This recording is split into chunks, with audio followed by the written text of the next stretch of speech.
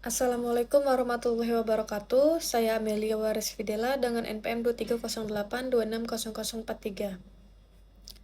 Pada kesempatan kali ini saya akan mempresentasikan mengenai Laboratory Examination of Pituitary and Adrenal Disorders.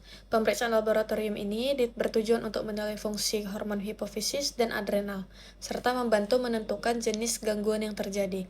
Yang pertama adalah pemeriksaan pada pituitary atau hipofisis. Jadi beberapa hormon yang penting diperiksa itu seperti GH, ACTH, TSH, prolaktin, LH, dan FSH.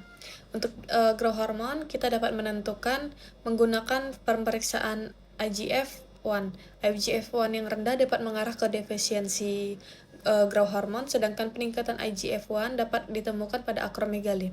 Selanjutnya ACTH dan kortisol digunakan untuk menilai hubungan hipofisis dengan fungsi adrenal.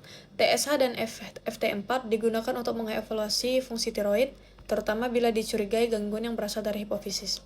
Kemudian prolaktin, jika meningkat dapat ditemukan pada hiperprolaktinemia atau prolaktinoma. Sedangkan LH dan FSH digunakan untuk menilai fungsi gonad termasuk gangguan pubertas dan fertilitas. Selanjutnya adalah pemeriksaan adrenal.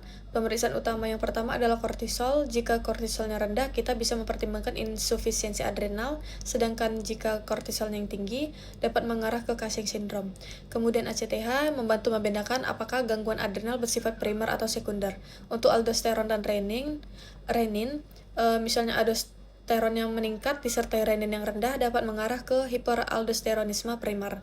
Selanjutnya adalah metaneprin, misalnya meningkat dapat mengarah pada pheochromocytoma, sedangkan DAS dapat membantu mengevaluasi produksi androgen dari adrenal. Selain pemeriksaan hormon dasar, terdapat dynamic test, yaitu pemeriksaan dengan memberikan stimulus atau supresi untuk melihat respon kelenjar. Yang pertama adalah ACTH stimulation test. Pada pemeriksaan ini diberikan ACTH sintesis, kemudian kortisolnya diukur. Lalu pemeriksaan ini digunakan untuk mengevaluasi insufisiensi adrenal. Kedua adalah dexamethasone suppression test yang diberikan untuk menekan produksi kortisol. Jika kortisolnya tetap tinggi dan tidak tersupresi, kondisi tersebut dapat mendukung diagnosis Cushing syndrome.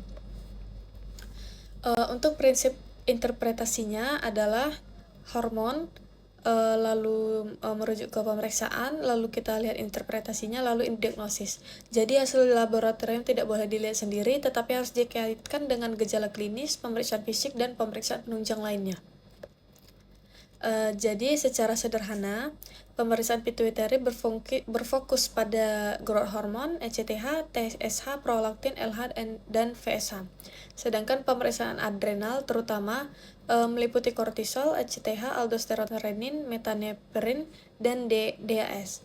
Jika pemeriksaan dasar belum cukup, dapat digunakan dynamic test seperti ACTH, stimulation test, dan dexamethasone suppression test untuk membantu menegakkan diagnosis. Sekian dari presentasi saya. Assalamualaikum warahmatullahi wabarakatuh.